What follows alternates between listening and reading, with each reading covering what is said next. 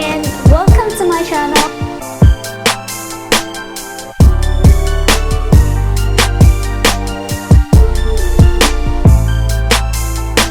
Today I will have another lesson for you about vocabulary and pronunciation of human body.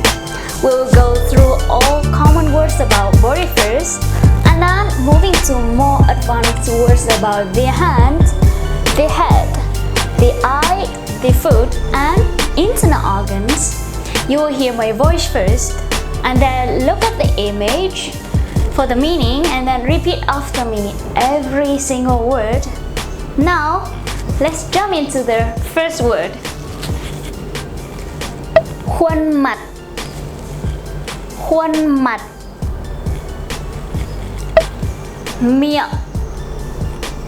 Miệng. Cằm. Cằm.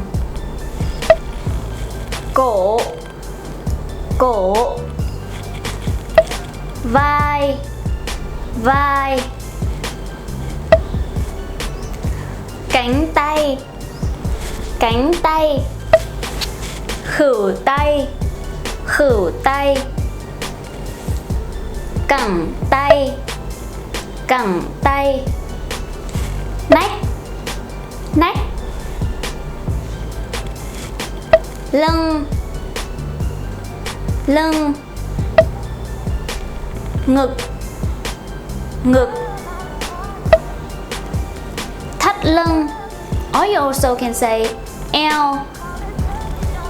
Thắt lưng, eo. Bụng. Bụng. Mông. Mông. Hông. Hông. Phần chân or chân. Phần chân. Chân.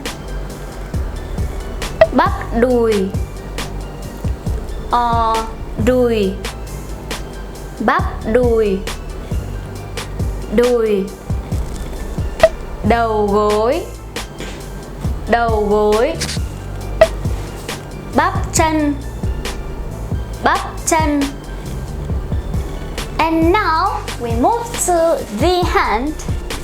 So for the hand we have cổ tay. Cổ means neck, tay means hand, so cổ tay. Basically it's like the neck of the hand. Khớp đốt ngón tay. Khớp đốt ngón tay. Móng tay. Móng tay. Ngón tay cái. Ngón tay cái. Ngón trỏ. Ngón trỏ. Ngón giữa. Ngón giữa. Ngón đeo nhẫn. Ngón đeo nhẫn. Ngón út. Ngón út. Lòng bàn tay. Lòng bàn tay. Okay, moving to the head. Tóc.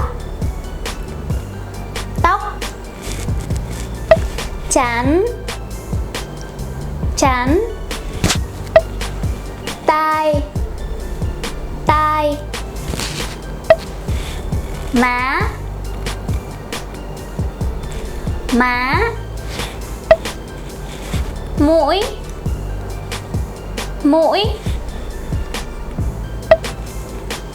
Quai hàm. Quai hàm. Lưỡi. Lưỡi. Răng. Răng. Môi.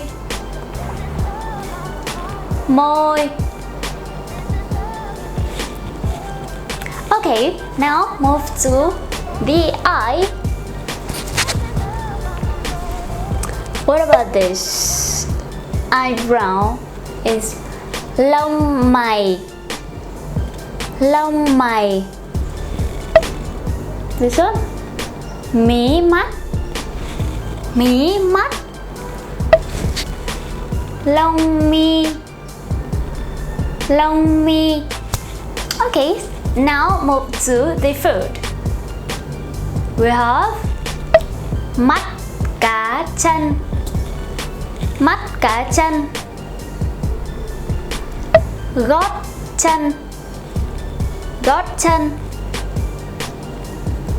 Mu bàn chân, mu bàn chân. Ngón cái, ngón cái. Ngón chân, ngón chân. Ngón út, ngón út. Móng chân, móng chân. Okay, the last part of the body is about internal organs. First one is não, não. Họng, họng. Or you also can say cuống họng, cuống họng. This one, cơ bắp, cơ bắp. Phổi, phổi. Tim, tim. Gan, gan. Dạ dày, dạ dày. Ruột, ruột. Thận, thận.